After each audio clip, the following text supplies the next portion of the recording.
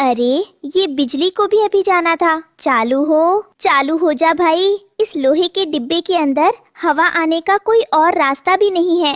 उफ, घोंसले के अंदर तो दम घुट रहा है। लोहे की चादरें धूप से तपकर और गर्म हो गई हैं। गोरी कौवी के घोंसले के अंदर का तापमान लगातार बढ़ रहा है। लोहे का कूलर बंद होने के कारण एक कबाड़ का टुकड़ा बन चुका है। गोरी कौवी के बच्चे गर्मी और घुटन से तड़प रहे हैं। नहीं, मैं यहाँ नहीं रह सकती। ये लोहे का कूलर तो मेरे घोंसले को और ज्यादा गर्म कर रहा है। बाहर हवा भी बंद है। मैं क्या करूँ, कहाँ जाऊँ? जंगल की बिजली पूरी तरह गुल थी और उमस अपने चरम पर थी, लेकिन रानो चिड़िया का घोंसला इस संकट के समय में भी पूरी तरह शांत, खुशबूदार और बर्फीला ठंडा बना हुआ था। देखा कुकू बेटा, बिजली रहे या ना रहे, मिट्टी की तासीर हमेशा ठंडी ही रहती है। हमारी हरी खसकी घास इस शांत हवा को भी सोख कर घोंसले को महका रही है। तभी घोंसले के दरवाजे पर एक साया आता है। वो गोरी कौवी है। उसके पंख पसीने से भीगे हैं, चेहरा मुरझाया हुआ है और वो हाँफ रही है। उसके हाथ में उसके बच्चे हैं जो बेहोश होने की हालत में हैं। रानो बहन,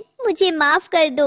मेरे घोंसले के अंदर दम घुट रहा है। मेरे बच्चे गर्मी से मर जाएंगे। क्या मुझे तुम्हारे इस मिट्टी के घड़े के पास थोड़ी सी जगह मिलेगी? मैं अपने घमंड की सजा भुगत रही हूँ। अरे गोरी कौवी बहन, तुम ये क्या कह रही हो? अपनों के बीच कोई माफी नहीं होती। जल्दी अंदर आओ। कुकू, जल्दी से आंटी के बच्चों के मुंह पर इस मटके का ठंडा पानी छिड़को और हवा करो।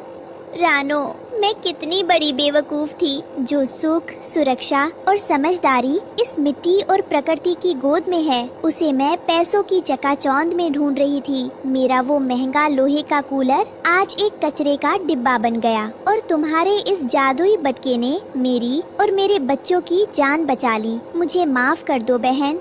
गोरी कौवी बहन, पैसा सुविधाएं खरीद सकता है, लेकिन संकट के समय को काम आता है। वो है हमारा पारंपरिक ज्ञान और हमारी प्रकृति। जब तक हम धरती माँ के करीब रहेंगे, हमें किसी चकाचौंध की जरूरत नहीं पड़ेगी।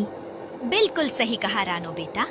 आज की इस अंधी दौर में जो पक्षी या इंसान यह सोचते हैं कि वे पैसे के दम पर कुदरत को खरीद सकते हैं, वे सबसे बड़े भ्रम में हैं। असली सुख और समझदारी दिखावे में नहीं, बल्कि सादगी और आत्मनिर्भरता में है।